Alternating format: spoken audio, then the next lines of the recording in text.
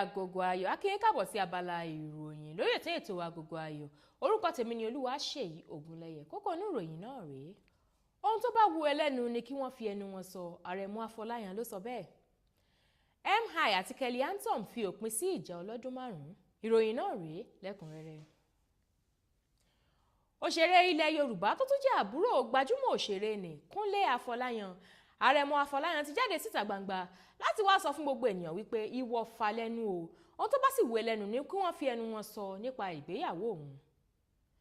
Àrẹ̀mú tó jẹ́ ọmọ bíbí ògbóǹtarìgì òṣèré orílẹ̀-èdè Nàìjíríà tó ti di olóògbé ni Adéyẹmí Afọláyan tí gbogbo ènìyàn mọ̀ sí Adé Love sọ wípé ìfẹ́ pọ́nbélé ló mú òun fẹ́ ìyàwó òun, kì í ṣe nítorí owó kankan, nítorí wípé ìyàwó òun kì í tiẹ̀ ṣe olówó rárá.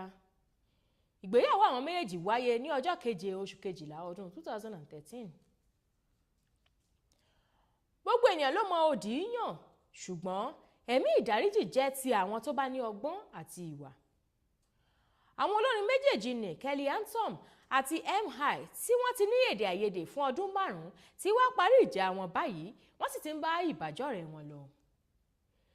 Ìjà náà ni a gbọ́ wípé ó bẹ̀rẹ̀ nígbà tí Kelly Antom bu ẹnu ẹ̀tẹ́ lu àwọn gbajúmọ̀ olórin kọ̀ọ̀kan, nínú èyí tí MI tó jẹ́ olórin tó ṣẹ̀ṣẹ̀ ń dìde nígbà náà jẹ́ ọ̀kan lára àwọn tó sọ òkò ọ̀rọ̀ lù.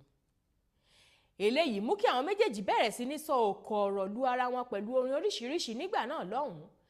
Àti wá gbọ́ wípé olórin Maga Dompe náà ti wá nawọ́ ìdáríjì sí MI. Àwọn méjèèjì sì ti parí ìjà ọlọ́dún 5 náà.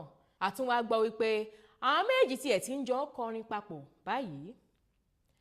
Ká tó parí ìròyìn fún tòní, ẹ gbọ́ ọ̀kan lára àwọn àṣìṣe wa kọ̀ọ̀kan tó máa ń lòdì sálàáfíà ara wa. Ṣíṣe àníyàn. A máa ń ṣe àníyàn nípa ọ̀pọ̀lọpọ̀ nǹkan láìmọye ìgbà. Eléyìí sì máa ń jẹ́ kí ọkàn wa pòrúurú. Bó tilẹ̀ jẹ́ wípé ṣíṣe àníyàn máa ń jẹ́ kí a ní àfọkànsí tó lè yọ wá kúrò nínú ewu, ṣùgbọ́n tó bá ti pọ̀ jù, ó tún máa ń ṣe àkóbá fún àlàáfíà ara wa. Ṣíṣe àníyàn aláìlópin lè mú ọkàn wa dàrú, ó lè mú kí orí máa fọ́ wa, ó lè mú kí inú tàbí àyà máa dà wá láàmú, ó sì lè mú kí ìfúnpá wa ga sókè. Lóòótọ́, dandan ni kí a ṣe àníyàn tí àwọn nǹkan kọ̀ọ̀kan kò bá gba ọ̀nà wa lọ, ṣùgbọ́n a ní láti dẹ́kun ṣíṣe àníyàn ju bó ti yẹ lọ. Nítorí pé tí a bá lè dẹ́kun ṣíṣe àníyàn, a ó máa gbé ìgbésí ayé ìrọ̀rùn àti eléyìí tó ṣe é mú yangàn. Èyí ni òpin ìròyìn fún tòní, ẹ gbọ́ kókó inú rẹ̀ lẹ́ẹ̀kan sí i. Ohun tó bá wu ẹlẹ́nu ni kí wọ́n fi ẹnu wọn sọ. Àrẹ̀mú Afọláyan ló sọ bẹ́ẹ̀. MI àti Kelly Antom fi òpin sí ìjà ọlọ́dún 5. Àbíbá lọ lórí abala ìròyìn ayọ̀ lórí ètò Agogo Ayọ̀ fún tòní. Lẹ́ẹ̀kan sí i, orúkọ tèmi ni Olúwaṣèyí Ògúnlẹyẹ. Ètò ṣì ń tẹ̀síwájú, ẹ má bá wa kálọ. Ètò yìí ló ń rán wa létí èdè àtàṣà wa tó ṣe kókó.